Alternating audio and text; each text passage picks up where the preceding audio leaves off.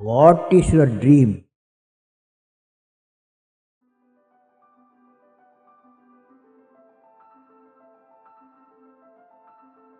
The emergence of technology in the 17th century and the era of industrial revolution in the 18th century, with a flurry of technological inventions and its perpetuation over the next centuries, has dramatically changed the face of education and human learning experiences.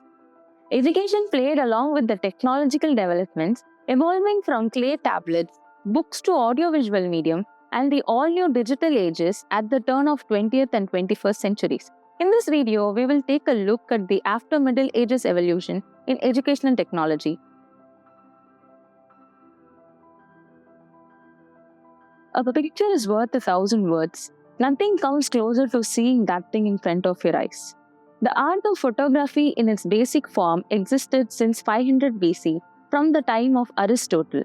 This was called camera obscura, wherein an image was projected onto a surface using a light source through a lens or a hole, which during those times served as a powerful visual teaching methodology.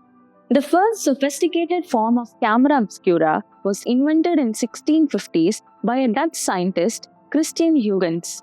It conjured magic and it was called the magic lantern. Beautiful and colorful paintings and drawings were created on glass slides and casted using candlelight, kerosene lamp, and using bulb after electricity was invented. The magic lantern slides provided a visually enriching theater-like experience and was also used in education extensively up until the late 19th century. All that primitive form of visual experience came to an end with the advent of photography when Joseph Nichofor Nitzsche was able to capture the world's first real-life photograph in 1826. It was not a click, it took him several days to cast that one photograph on an asphalt-coated plate. In 1837, Sir Charles Wheatstone invented the first working model that was used to view a photograph, which is the stereoscope.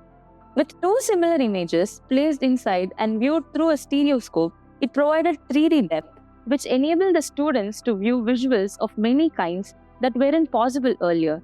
Underwood and Keystone View Company played a key role in bringing stereoscope to education. 1878, Edward Muybridge, a British-American photographer, led to the accidental discovery of world's first motion picture. A series of pictures, when viewed in succession at a specific time frame, provided an illusion of motion. Thomas Edison and William Kennedy Dixon invented the world's first film projector called the kinetoscope. From that point in time, film devices continuously evolved with significant contributions from many people, including that of Lumiere brothers. First educational films were believed to be broadcasted in the early 1900s. Another electronic device that was used to manipulate learning using one of the senses hearing was invented by Marconi in 1896, the radio.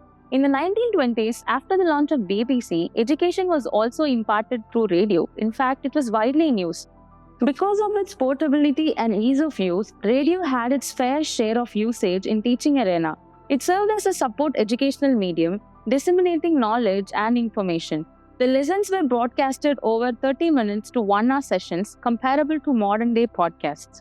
At the pinnacle of mass communication was television that was invented in the 1920s, which changed the face of audio-visual communication thus far. Although television usage was and is perceived at an entertainment level, even during its nascent years, it was largely used in public education.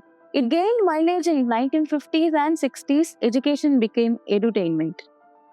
As a matter of fact, all the inventions that we had discussed so far were also used in education.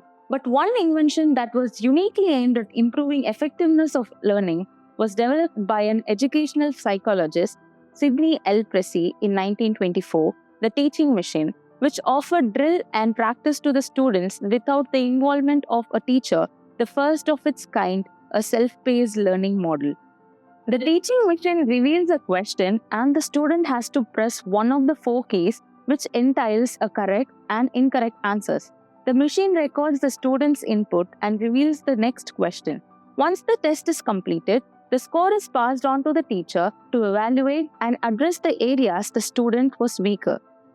An enhanced version of the teaching machine that included programmed instructions was developed by another American psychologist, B.F. Skinner, in the 1960s. It was called Glider. The device operated on the model of positive reinforcement. Iterations were programmed. Students couldn't proceed until they passed the topic, so students cannot fail, but can only learn from their mistakes.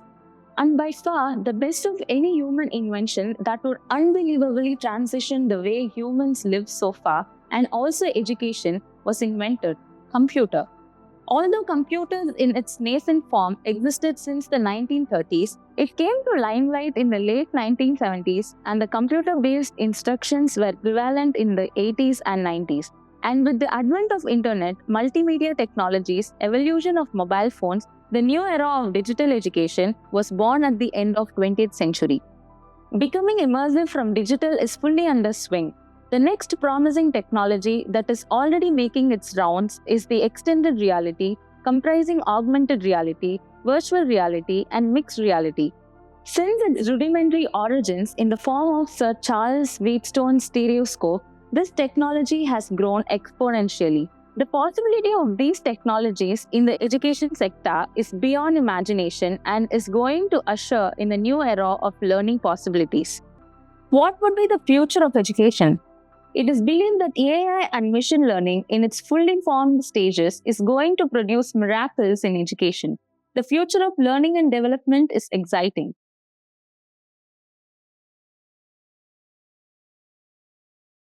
You have to excel in the education.